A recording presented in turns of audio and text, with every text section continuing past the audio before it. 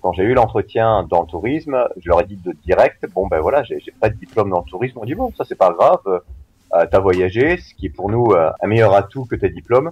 Donc voilà, cette phrase, moi je la trouve énorme, quoi. Le fait de voyager, c'est plus important que tes diplômes. En France, c'est l'inverse. Bonjour à tous et bienvenue dans l'épisode numéro 37 du podcast de Traverser la frontière. Bon alors, aujourd'hui c'est le premier épisode de l'année 2016 et donc avant de commencer, je voulais vous souhaiter à toutes et à tous une belle et une heureuse année 2016. J'espère que vous allez partir en voyage, j'espère que vous allez partir vivre de nouvelles expériences à l'étranger. N'oubliez pas, vous n'avez qu'une seule vie, donc faut pas attendre pour partir. En tout cas, moi je suis à Barcelone depuis quelques jours et je vais rester en Espagne une bonne partie de l'année, je pense. On va voir comment ça va se dérouler. Alors notre invité du jour s'appelle Romain et il a un parcours assez incroyable parce qu'en fait ça fait plus de 6 ans et demi qu'il voyage à travers le monde. Donc il a passé quelques années en Australie, quelques années en Nouvelle-Zélande et là il parcourt l'Amérique du Nord au sud, de la Californie à la Patagonie. Et en fait, dans cette interview, il va nous donner tous les détails de son parcours depuis Bordeaux où il a fait ses études jusqu'au Nicaragua où il est maintenant perdu un petit peu sur une île au milieu de nulle part. Donc il va nous dire comment il fait pour alterner travail et voyage parce que Romain n'a pas gagné au loto, il a financé son voyage grâce au boulot qu'il fait en fait. Il va nous dire quel type de boulot il a fait durant toutes ces années pour pouvoir voyager. Et il nous donnera aussi tous ses conseils pour que vous puissiez faire pareil, parce que Romain c'est un mec comme vous, comme moi, il n'a pas des dons de génie pour pouvoir voyager comme ça, et il va nous dire tous ses conseils pour que vous puissiez faire pareil. Donc voilà, sans vous faire plus attendre, on y va pour l'interview avec Romain. Allô Romain ? Oui. Ça va ? Ça va quoi ? Ça va, impeccable. Là c'est Noël. Bon, je pense que j'ai pu lire un peu après Noël, mais du coup ça fait bizarre d'avoir un... Là je suis sur Paris, il fait très beau pour Noël. Et toi aussi, apparemment, t'es dans une île où il fait assez beau. Là, t'es où actuellement ? Ouais, là je suis au Nicaragua à l'heure actuelle, sur l'île de Ometepe, qui est au centre du pays.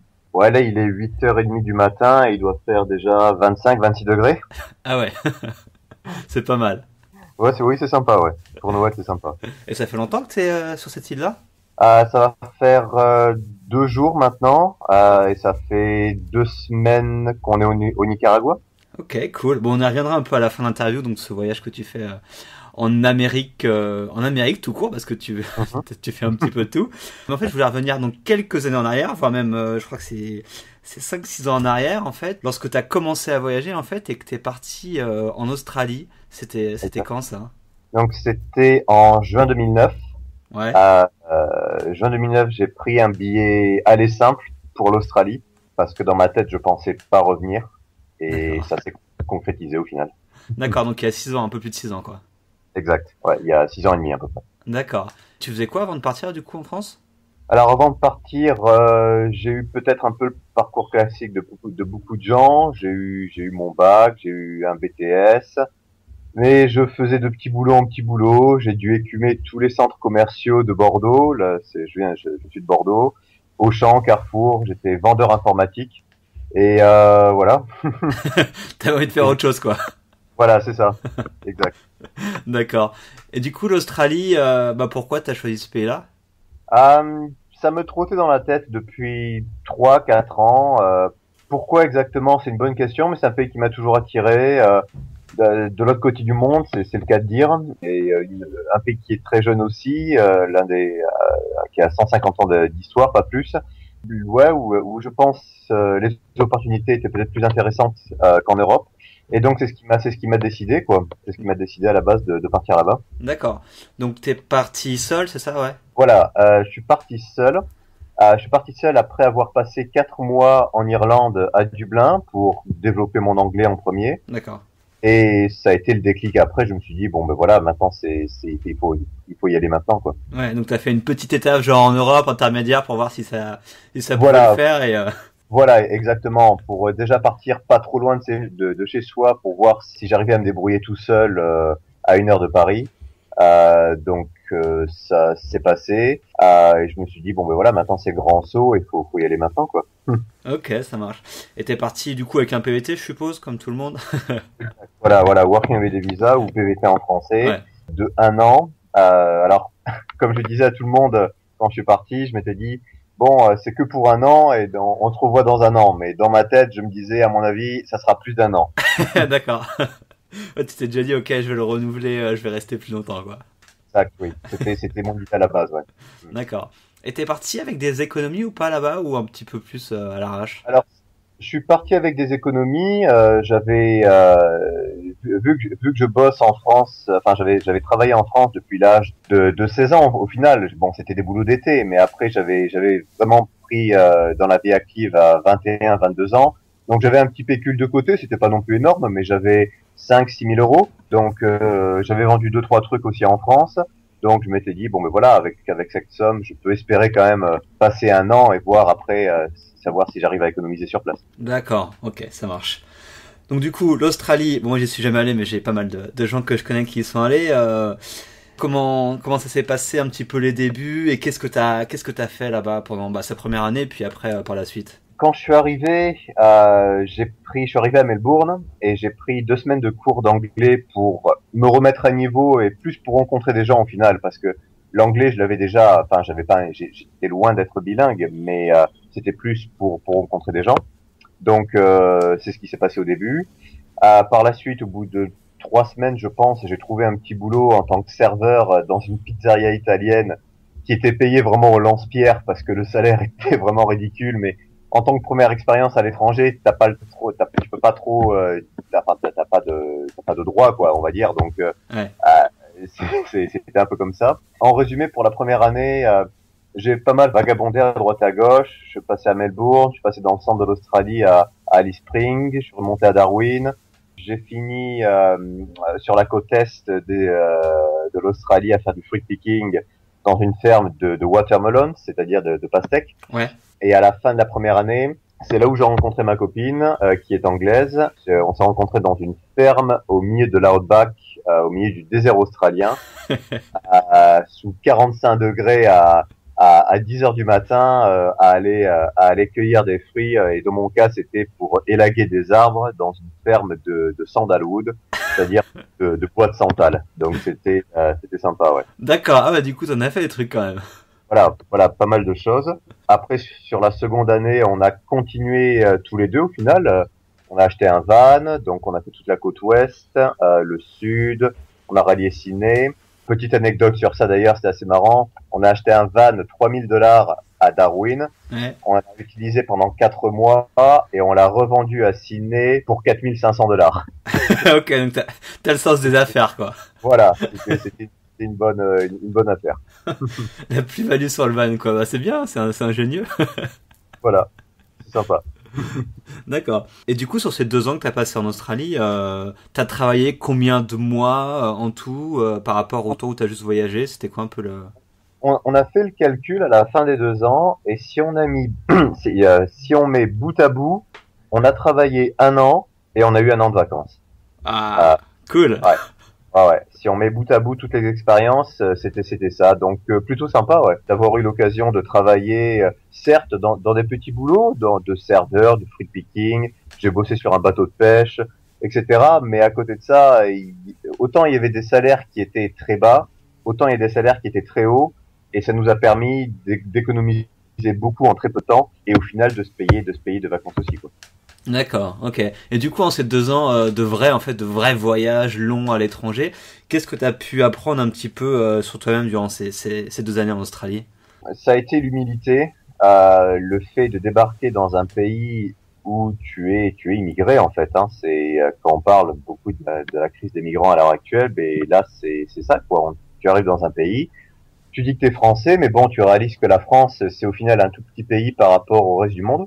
Et donc, t'es comme les autres, c'est-à-dire qu'il faut que tu apprennes la langue, il faut que tu te fasses comprendre, il faut trouver du travail, et surtout, il faut montrer, il faut que tu fasses tes preuves, c'est-à-dire que même avec des diplômes, etc., les diplômes là-bas sont beaucoup moins importants qu'en France. Du coup, il faut que tu fasses tes preuves, quoi. Quand tu demandes à bosser dans un restaurant ou dans un fruit picking, et que le patron te dit, bon, bah, je te mets 3 heures à l'essai ou je te mets 1 semaine à l'essai, bah t'as 3 heures pour montrer ce que tu peux faire, quoi. Donc ça c'est l'humilité. Je pense que c'était la première chose que j'ai appris là-bas.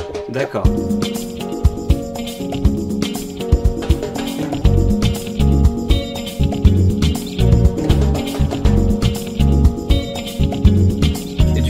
2 ans en Australie. Après, t'as envie de voir un petit peu du pays, non? Tu t'es dit, on va partir avec ta copine, c'est ça? Alors, exact. Après 2 ans en Australie, ma copine qui est anglaise, donc forcément qui a un très bon niveau d'anglais, on était à Perth, avait une opportunité de rester en Australie, mais on s'était dit, on avait envie de voir du pays en fait, exact. On avait envie de voir du pays et on s'est dit, bon, on a assez d'argent. Moi, l'Asie me tentait vraiment. J'avais eu l'occasion d'aller en Asie avec mes parents plus jeunes. Je m'étais dit, ouais, ben, l'Asie déjà c'est pas cher, donc on peut très facilement voyager là-bas.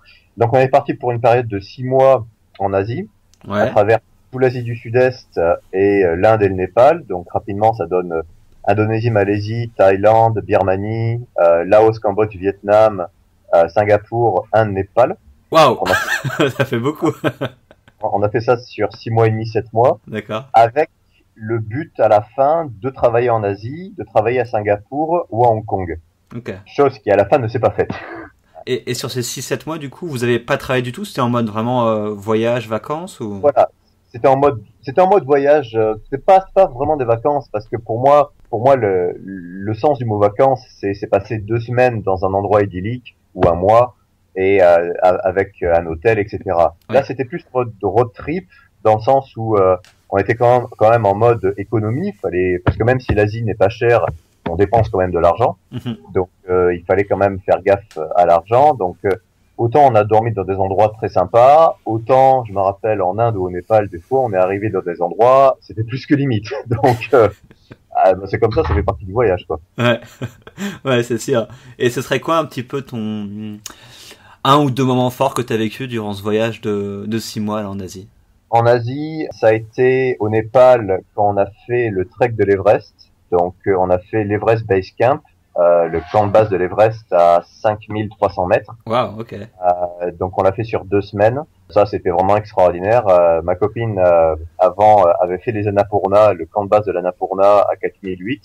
Et c'est elle qui m'avait dit, bah ouais, on peut faire l'Everest et tout. Donc moi, en premier, je l'avais regardé, je lui ai dit, mais attends, l'Everest, il faut pas une condition physique appropriée. Elle m'a dit, non, non, t'inquiète. Et effectivement, c'est possible. D'accord.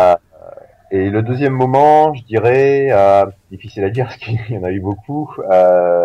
En Thaïlande, on a passé notre PADI, notre brevet de plongée. Ça, c'était sympa parce que ça nous a permis déjà de pouvoir plonger maintenant quand on le veut. Ouais. Et surtout de voir ce que c'était le PADI, c'est-à-dire de voir un brevet de plongée, comment ça se passe, etc.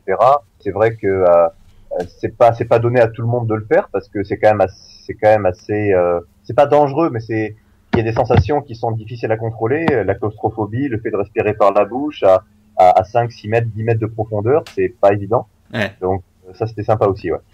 Ouais, bah c'est clair, moi aussi le PADI je l'avais passé quand j'étais resté 6 mois aux Philippines et je fais attends, je vais plonger aux Philippines, c'est un des meilleurs endroits pour faire de la plongée, du coup je l'ai passé, ça se fait en 3 jours, c'est pas le coût, j'ai payé je crois 200 € ou quelque chose comme ça, et ouais c'est vrai qu'au début ça fait un peu étrange, mais tu t'y fais rapidement quoi. Voilà, exact. C'est une barrière à passer et mine de rien, c'est quand même très sympa de l'avoir fait, quoi. Donc après avoir profité pendant 6 mois en Asie, où est-ce que tu vas? Qu'est-ce que tu fais? Alors après 6 mois en Asie, donc on comptait bosser à Singapour ou à Hong Kong. Ma copine étant prof d'anglais, on savait que ça pouvait être intéressant de travailler là-bas. Et en arrivant à Singapour, on est resté 3 semaines, grosse désillusion sur le fait que en fait il fallait la plupart des jobs, il fallait parler anglais et mandarin. Donc ça, c'était pas prévu. Et le deuxième point était que quasiment 80% des boulots étaient réservés aux Singaporean residents, c'est-à-dire aux gens qui vivaient à Singapour et qui étaient résidents singapouriens. Ce qui était logique, mais nous, on s'y attendait pas. D'accord. Donc après 3 semaines, à épuiser de l'argent parce que Singapour, pour le coup, ça coûte cher. On s'est dit bon, là, il faut arrêter. On a pris une carte du monde, on a regardé et on s'est dit écoute. Moi, j'avais passé du temps en Nouvelle-Zélande quand j'étais en Australie. J'avais passé 3 semaines sur l'île du Sud et je savais que le Working Holiday Visa était valable là-bas. Donc j'ai dit, écoute, moi je pense que la Nouvelle-Zélande ça peut être intéressant. Je pense qu'il y a des opportunités. C'est un pays qui est très beau.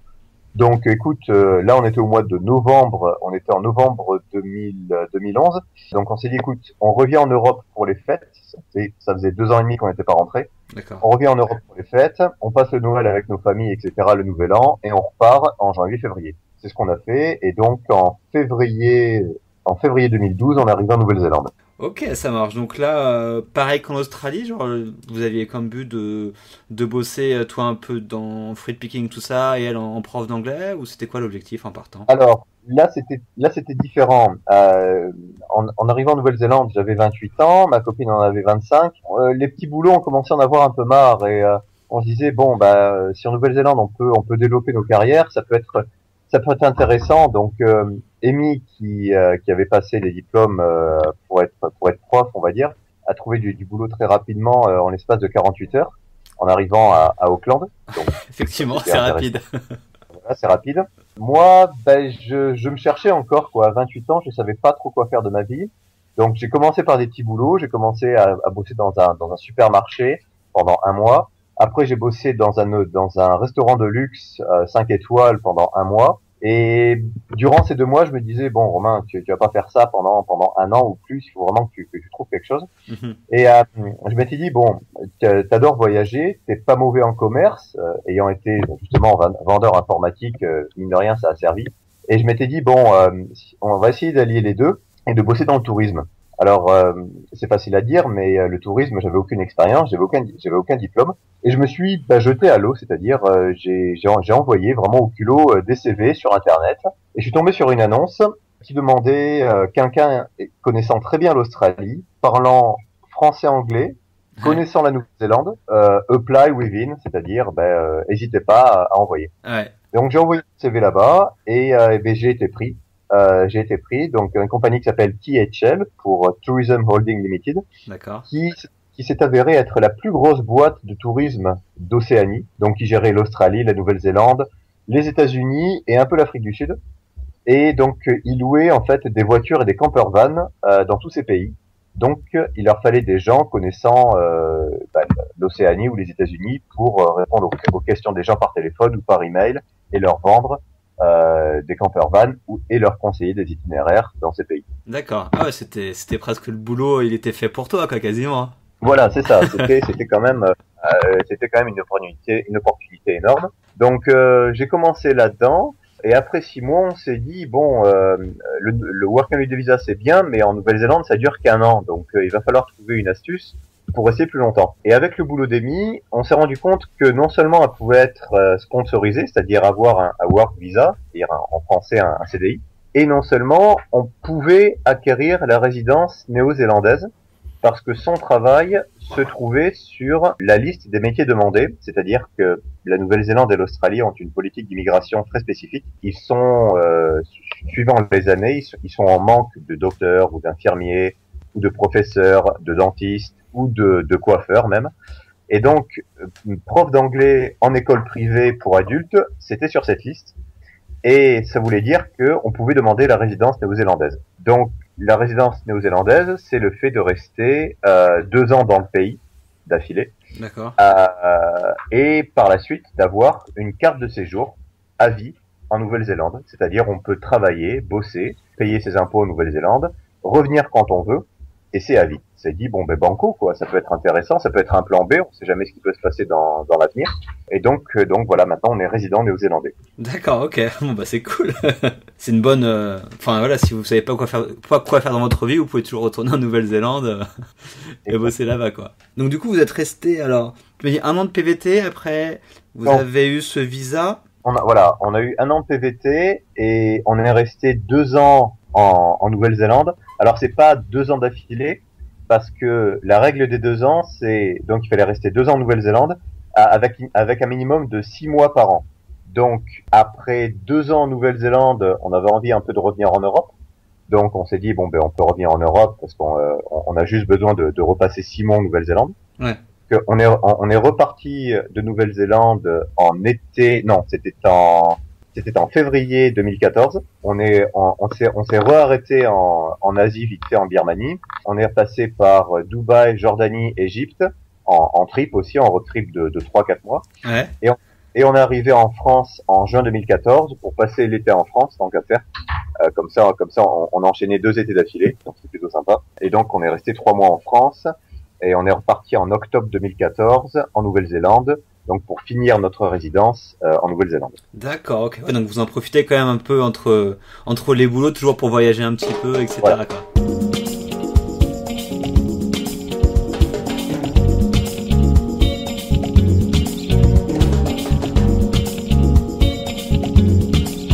Et au niveau du boulot, du coup, en Nouvelle-Zélande, il y a des grosses différences, tu as vu, en termes de culturel, entre par exemple travailler en France et travailler en Nouvelle-Zélande. Il y a des choses qui sont semblées vraiment différentes. Oui, il y en a beaucoup. Déjà, le style de vie, dans le sens où ils sont déjà beaucoup plus relax que nous au niveau européen. Pourquoi? Parce que ce sont des pays, en termes de densité de population, la Nouvelle-Zélande compte 4 millions d'habitants, l'Australie en compte 25. Enfin, c'est quand même très petit. Donc, ils sont beaucoup plus relax que nous. Enfin, moi, ça m'est arrivé plusieurs fois de sortir du boulot et d'avoir une bière avec mon patron, etc. Donc, c'est quand même assez sympa. Le vendredi, je me rappelle, on avait droit à un verre de vin ou une bière à 5 heures de l'après-midi. En France, j'ai jamais vu ça, quoi. Donc ça, c'était plutôt sympa. Donc oui, beaucoup plus relax, beaucoup plus direct au niveau des échanges, parce qu'en anglais, ils ont pas le vous et le tu. Mhm. Donc du coup, c'est tout le temps you. Et donc c'est vrai que quand tu parles à ton patron ou à ton supérieur hiérarchique et que tu utilises you, bah, c'est beaucoup plus direct comme approche.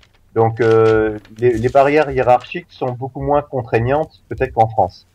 Donc ouais, c'est vraiment les deux gros points qui sont assez intéressants. Ouais. D'accord, ok. Et le marché du travail, du coup, en Nouvelle-Zélande, il est, enfin, pour les Français qui veulent trouver du boulot là-bas, c'est assez simple, c'est compliqué. Quel type d'emploi on peut trouver? Il est plutôt plus ouvert qu'en France dans le sens où la Nouvelle-Zélande a une balance migratoire négative, c'est-à-dire qu'il y a plus de gens qui partent du pays que de gens qui rentrent. Tous les jeunes néo-zélandais, beaucoup s'en vont pour aller en Australie parce que les salaires sont plus élevés, ou s'en vont en Europe pour avoir une expérience internationale. Donc du coup, si on est français, qu'on a un très bon niveau d'anglais, qu'on a des études, mais c'est pas forcément un critère énorme. Mais c'est surtout voilà avoir un très bon niveau d'anglais et avoir une expérience professionnelle déjà quelque part, on peut trouver très facilement du travail. Oui, oui, oui. Ok, non, mais c'est intéressant à savoir parce que je sais que, enfin, en France, c'est pas forcément la joie au niveau boulot, surtout au niveau du taux de chômage des jeunes, Exact. c'est assez impressonnant du coup de savoir quelles opportunités Ah, qui peuvent exister. c'est vrai que voilà, c'est vrai qu'en France maintenant, si on n'a pas un bac plus 5 minimum, on n'est rien quoi. Donc je trouve ça toujours assez hallucinant.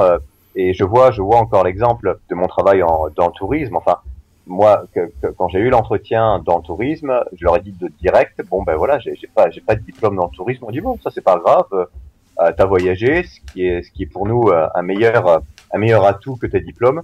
Donc voilà, cette phrase, moi, je la trouve énorme, quoi. Ouais. Le fait de voyager, c'est plus important que tes diplômes. Ouais. En France, c'est l'inverse. Donc Ouais, c'est sûr. bon, voilà. Ok, non mais c'est cool. Avant de retourner sur ton voyage que tu fais actuellement, je voulais parler un petit peu justement de tout ton expérience en fait que tu as eu avec toutes ces années en train de voyager et de travailler. Quels seraient les conseils en fait que tu donnerais aux personnes bah, voilà, qui sont en France et qui aimeraient voilà, partir voyager, partir travailler à l'étranger sur plusieurs années comme toi tu l'as fait? Quel type de choses tu leur dirais? Alors, de pas attendre, parce que plus on devient vieux, plus c'est difficile. Dans le sens, c'est peut-être stupide comme réponse, mais c'est au niveau des visas et au niveau de l'immigration des pays. L'Australie, la Nouvelle-Zélande, quand on a demandé par exemple notre résidence en Nouvelle-Zélande, on avait moins de 30 ans, mais rien que ça a joué. Ça a joué parce que on a moins de 30 ans, donc on est jeune, donc on va travailler. Émigrer dans un pays quand on a 45-50 ans et trouver du boulot, c'est extrêmement dur. Mhm. Euh, c'est très difficile, à moins d'avoir vraiment un boulot très particulier et d'être muté par sa boîte, là d'accord. Mais autrement, c'est très dur. Donc, ne pas attendre, vraiment se jeter à l'eau. Si on a moins de 30 ans, on peut bénéficier du visa Working Holiday Visa, donc en Australie, en Nouvelle-Zélande, au Canada. Maintenant, j'ai vu qu'ils l'ont ouvert en Colombie, en Argentine. Enfin, c'est vraiment un visa extraordinaire. Mhm. Si on a plus de 30 ans, 31, 32, 33, c'est possible aussi. Le Canada, le visa Working Holiday, c'est jusqu'à 35 ans. Et même si on a passé l'âge du Working Holiday Visa, c'est toujours possible d'envoyer des CV, etc. à l'étranger. C'est possible, quoi. Il y a aucun problème, quoi. Ouais, d'accord. Et pour ceux qui auraient peur, parce que je sais que c'est le truc qui revient tout le temps, c'est on a peur de lâcher sa situation en France, on a peur d'aller dans un pays étranger, etc. Qu'est-ce que tu avais un truc à dire à ce niveau-là? Je conseillerais peut-être en premier, avant de faire le grand saut, de partir en Europe. Parce que mine de rien, combien de jeunes de 18-19 ans j'ai vu partir en Australie et pour apprendre l'anglais et au final sur place, c'était pas si évident que ça. Je veux dire, avant l'Australie, j'ai passé 4 mois en Irlande. Heureusement que j'ai passé ces 4 mois en Irlande parce que ça m'a permis déjà de voir si j'étais autonome par moi-même dans un pays étranger, de voir si j'étais capable de me débrouiller dans une langue étrangère dans un pays étranger. Et au pire des cas, j'étais à 1h30 de vol de Paris, je pouvais rentrer. Donc l'Irlande, l'Angleterre, l'Écosse, même les Pays-Bas, les Pays-Bas parlent anglais couramment. C'est des destinations qui sont à côté de chez nous, où il est possible de parler anglais et d'avoir une expérience professionnelle dans un milieu étranger. Donc peut-être avant de partir à l'autre bout du monde, essayez de partir à 1h ou 2h de Paris en avion, de voir comment ça se passe, et après, si ça vous plaît, de faire le grand saut. Ouais. Ah, c'est clair que c'est un conseil que moi aussi je donne souvent, c'est commencer petit et puis vous verrez si ça vous plaît ou pas, et ensuite on peut gagner en confiance facilement et après franchir le pas pour aller beaucoup plus loin, quoi. Exact, ouais. Pour finir, en fait, je voulais parler un petit peu de ton voyage actuel parce que t'as quitté la Nouvelle-Zélande, parce que tu dis que tu te trouves au Nicaragua, donc du coup qu'est-ce qui s'est passé là entre les deux? Alors, on a eu la résidence néo-zélandaise en avril de cette année, en avril 2015. Et donc du coup, on a eu la résidence et on s'est dit bon, maintenant qu'on a la résidence et qu'on peut revenir quand on va en Nouvelle-Zélande, on aimerait avoir du pays. On avait cette idée de l'Amérique centrale et l'Amérique du Sud depuis maintenant 3 ans. On s'est dit ce serait bien de faire un grand trip dans toute l'Amérique, ce serait quand même extraordinaire. Donc on a économisé pour ça et on est parti il y a 3 mois et demi, quasiment 4 mois maintenant, de Nouvelle-Zélande, avec l'objectif de passer 1 an et demi sur le continent américain. Donc là, on vient de passer 5 semaines sur la côte ouest des États-Unis, 1 mois au Mexique, 1 mois au Guatemala, 10 jours au Honduras, et là, maintenant, on est au Nicaragua depuis 2 semaines, et donc on compte descendre jusqu'en Patagonie. On compte s'arrêter travailler en Colombie ou en Équateur, parce qu'on sait que là-bas, il y a des opportunités de boulot pour ma copine en tant que prof d'anglais, et pour moi, dans le tourisme, je me trompe peut-être, mais je pense que sachant parler français, anglais et espagnol, travailler dans des hôtels ou même dans des agences de tourisme, je pense pouvoir trouver. Ouais. Donc on verra. On pense se poser 4-5 mois en Équateur ou en Colombie. On a des amis qui ont travaillé en Équateur, donc on sait que là-bas on a des contacts. Donc on va essayer de trouver ça. Voilà. D'accord. Waouh, c'est un beau projet là. Voilà, c'est sympa, ouais. Ouais. Pour l'instant, ça se passe bien. D'accord, donc l'espagnol, ça va là. Pour l'instant, bon, on est loin d'être bilingue, mais c'est comme toujours, quand on est immergé dans la langue et qu'on part tous les jours, bon on arrive à bien développer, oui. Ouais. Ok, ça marche. Bon, du coup, on arrive à la fin de l'interview. Moi, je vais te souhaiter un excellent voyage, parce que là, j'ai l'impression que tu profites bien sur ta petite île, et pour la suite du trip, ça devrait être passionnant. Tout à fait, merci. Du coup, je vais te suivre. Tu n'as pas de blog, hein, c'est ça, hein? Non, j'ai pas de blog, j'ai que Facebook, je mets tout dessus, mais c'est déjà pas mal. D'accord, ok. Non, parce que généralement on donne les noms des blogs des gens que j'interviewe, du coup, pour que les personnes puissent en savoir plus. Mais au pire, je t'interviewe dans 1 an, comme ça on verra un petit peu l'évolution et ce que t'as fait. Ouais, tout à fait, pas de souci, ça marche. Merci beaucoup, Romain, et puis bon voyage alors. Ok, ça marche, merci beaucoup. Allez, ciao. Salut, bye. Et voilà, l'interview avec Romain est maintenant terminée. J'espère que ça vous a plu. En tout cas, moi, j'ai pris beaucoup de plaisir à échanger avec lui parce qu'il a un parcours vraiment inspirant. Et j'espère vraiment qu'après son interview, si vous avez envie de voyager, vous allez réaliser que vous pouvez vraiment le faire, que vous pouvez franchir le pas. C'est le message de ce podcast. Vous pouvez le faire. Alors n'hésitez plus, en 2016, partez voyager. Merci beaucoup à Romain de m'avoir accordé tout son temps, alors qu'il était un petit peu en vacances sur son île. Donc voilà, merci beaucoup Romain, et merci beaucoup à vous d'avoir écouté ce nouveau podcast. On se retrouve très vite pour une nouvelle interview. À bientôt, ciao.